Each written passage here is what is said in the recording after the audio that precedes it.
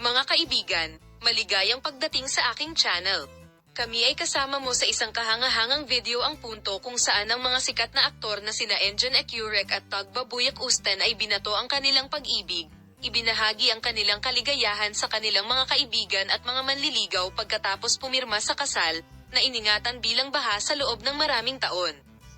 Ang sandaling ito, na naganap sa isang pribadong seremonya, ay lumikha ng isang alon ng kagalakan sa mga tagahanga ng mag-asawa.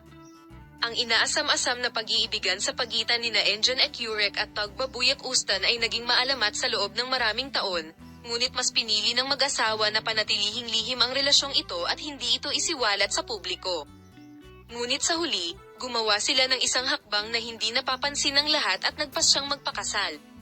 Ang desisyon ng mag-asawa na magpakasal ay ikinagulat hindi lamang ng kanilang mga tagahanga kundi ang buong media. Ang mga emosyonal na sandali ay naranasan sa seremonya ng kasal ni Tagbabuyak Ustan. Matapos ang pirmahan, niyakap nila ang isa't isa at inihayag ang kanilang kaligayahan na may luha. Engin Ecurek, matagal na naming hinihintay ang sandaling ito. Pagkatapos ng lagda, ang mundo ay naging atin. Ipinahayag niya ang kanyang damdamin sa mga salitang, "It is my greatest happiness to be here." Pagdiriwang ng mga kaibigan, ipinagdiwang ng mag-asawa ang kanilang kasal kasama ang kanilang mga kaibigan at naramdaman din ang suporta ng kanilang mga kamag-anak.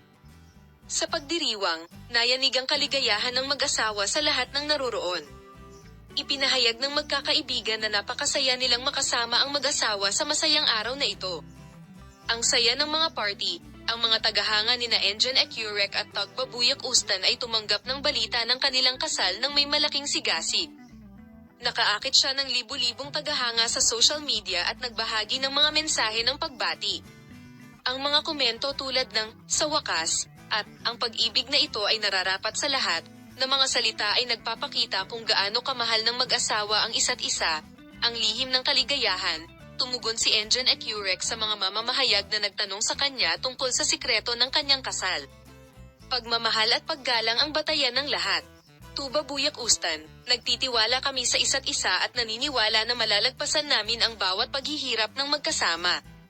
Mga plano sa hinaharap pagkatapos ng kasal, ang mga plano sa hinaharap ng mag-asawa ay naging isang bagay ng pag-usisa.